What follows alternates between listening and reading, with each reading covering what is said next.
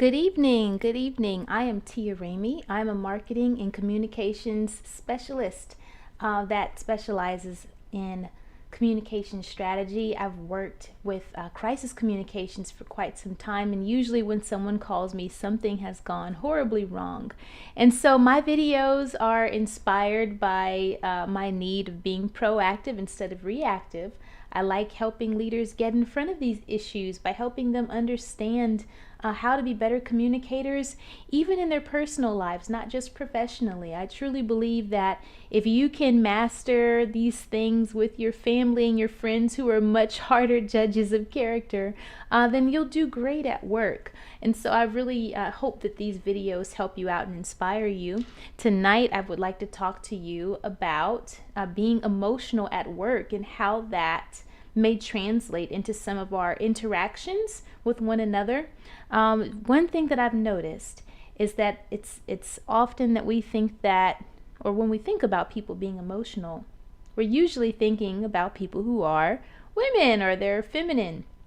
And so I'd love to dispel the myth that being emotional is not limited to being a feminine characteristic. I do write about this in my book, by the way, so if you find these tips helpful, then you can purchase a copy of my book, Canceled, Mastering Difficult Conversations in a Modern World, where I give you communication strategies and techniques that you can use in your digital communications and you can use in person, professionally, and personally. And so this is just one of, I think, the tips that I give in my chapter 10, where we talk about avoiding crisis and how to avoid crisis at work. So let me just walk you through some of the myths of what this looks like when you're being too emotional at work. There is such a thing. I know that we're having lots of wonderful conversations about mental health, and we're challenging one another to be vulnerable right now, and there's nothing wrong with that.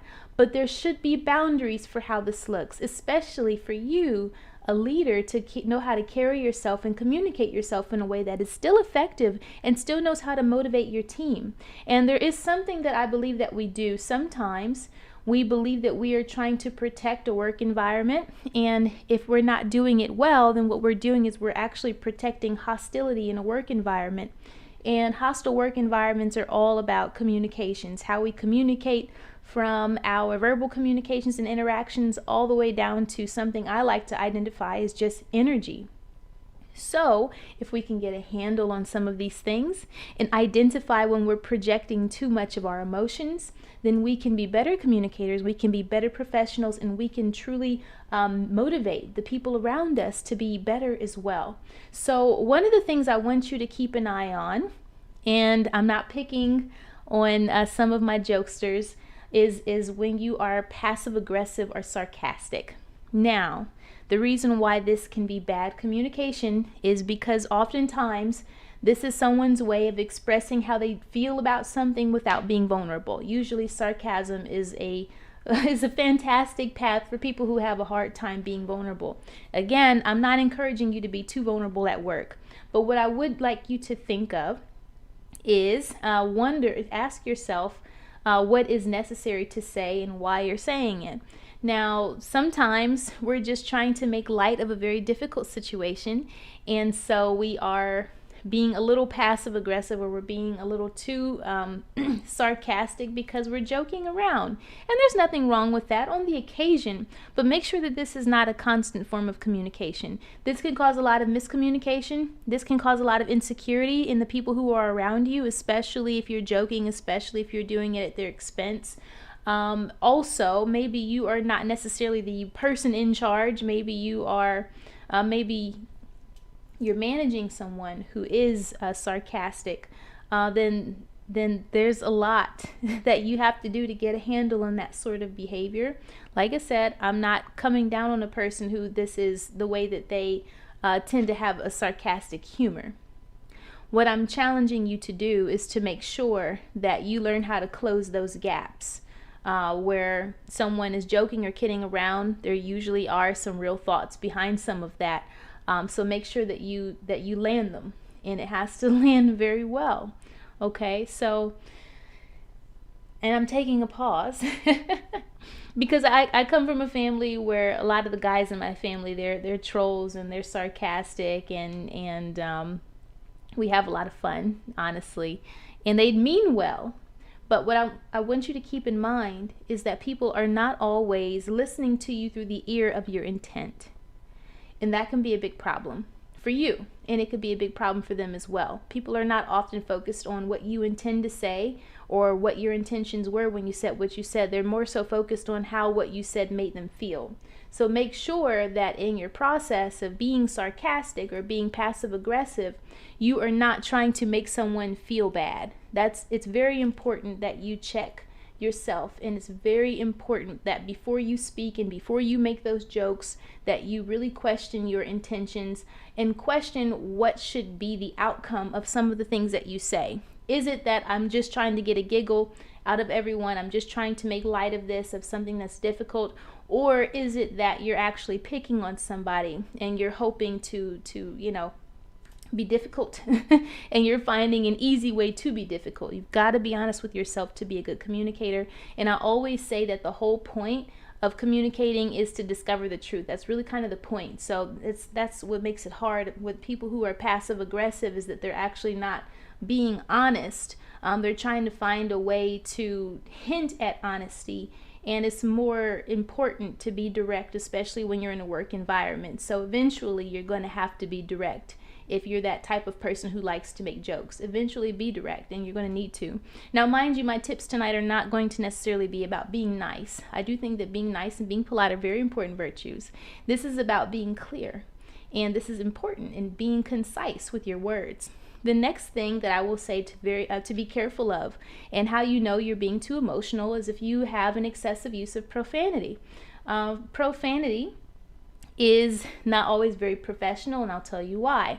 You run the risk that usually when people are using profane words, they've been abused by those words, most likely people have, and so you run the risk of triggering people to have negative feelings and negative emotions, and you're focused on your own negative feelings and negative emotions at the time, at the expense of others. So if you're a leader, you have to ask yourself, are you willing to put the greater good of what is professional and what is concise, clear communications above how you're feeling at the moment?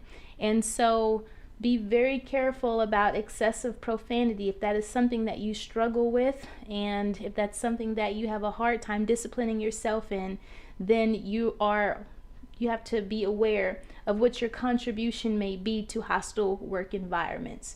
So get a handle on that, and it's something to work on, because again, you can really trigger someone with profanity. People have been cursed out. People have gone off on them. They've been called names, and you really are making it very risky that you've triggered someone's negative feelings and memories and experiences when you use profanity. That's the reason why a lot of work cultures would say that profane use is not professional. It's good to use a neutral language that does not trigger people's negative emotions and negative memories. So be very careful about that. I'm just warning you that if you'd like to truly create a cohesive work culture that is peaceful and healthy for everyone, then there has to be a domain where healthy language is in use, and profanity is not always that. Okay, most of the time it's going to cause some problems.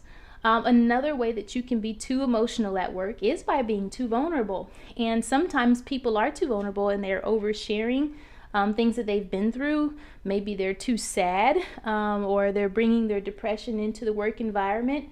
Or pessimism is another thing, and you have to ask yourself, if you're that person that wears your feelings on your sleeves and everyone knows, what you're going through and what you've been through and what's happening, you've got to be honest. Again, remember, honest communication here is key, but the first person you have to communicate with is yourself, and you have to ask yourself, what do I need? What is it that I want out of people? Why am I imposing my feelings in this environment? What should the outcome be? These are very important questions you have to ask and assess so you can see what is appropriate. Because sometimes the people that you're imposing these feelings on, and oftentimes, especially in a work environment, these people are not mentally equipped to deal with your issues. They don't have the personal relationship with you. They don't have the longevity. They have their own problems. They were not necessarily coming into work to bear someone else's emotional burdens. Sometimes they're trying to check theirs at the door, and that's not what they want to deal with. So you have to be very careful about being that person that is a little too transparent with your feelings and too many vulnerabilities. And you have to also remember, please remember this, that your pain, and I'm sorry to say this, but what you're going through and how you feel, even if it's just the project that's at hand, these really are your problems, okay? And it is a beautiful service that we do to one another, to try and bear each other's burdens and have compassion on one another, and to listen to each other and to care about how one another feels, but do not abuse that. It's very important that you get a handle on those feelings. If you're struggling and you need to constantly express your feelings, you probably need a safe place where you can do that, and that's most likely not going to be at work. You may need a therapist or a pastor or a friend or someone you could sit down and talk to and work out those thoughts and feelings with, so when you go into a work environment you can focus on productivity. And that's not always easy to do. I'm not saying you're going to be perfect at this, but just make sure that these are not constant behaviors that you're doing on a daily basis, because these are things that create hostile work environments. Pessimism, being grumpy, that's another thing that creates hostility. Again, these are not masculine or feminine things that are assigned to men or women. People go through this stuff, and you don't want to be the negative person in the room.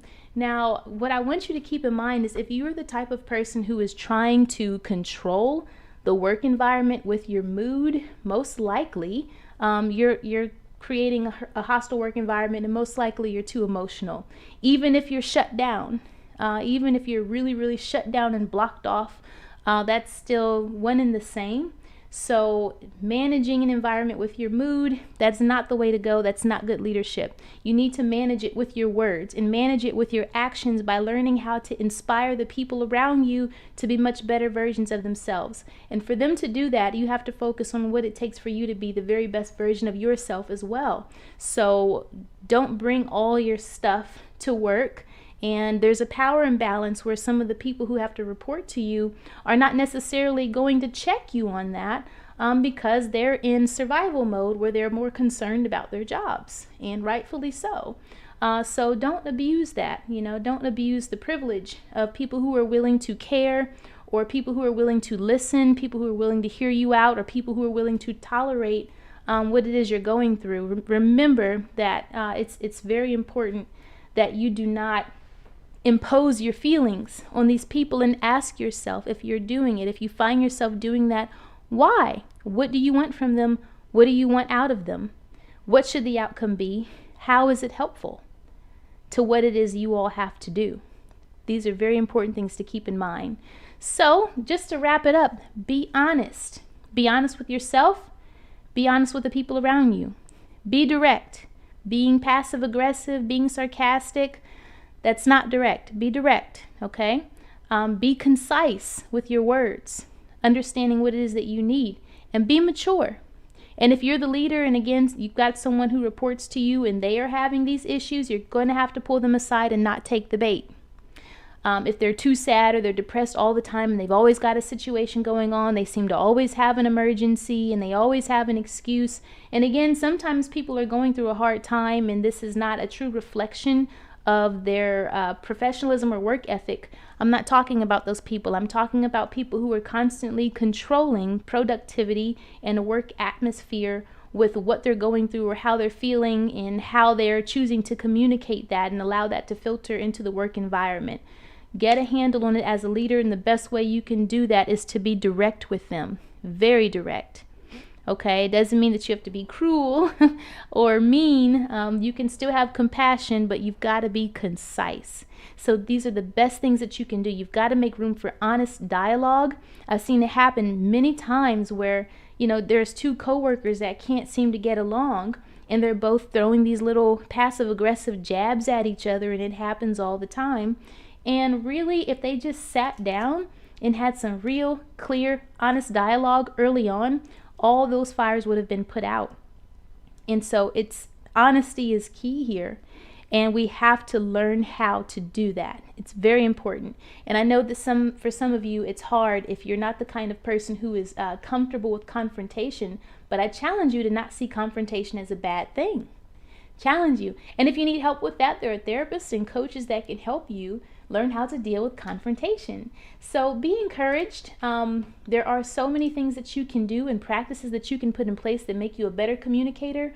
But these are just some of the few that let you know if you're being too emotional at work that you probably didn't take into consideration. And these things are not always helpful. So please, please, please consider being the better leader that you know you can be. And work on it if you saw yourself at all in any of these things. Anyhow, I hope this was very helpful. Again, you can purchase my book for more communication tips and strategies like these canceled by visiting my website, tiaramey.com.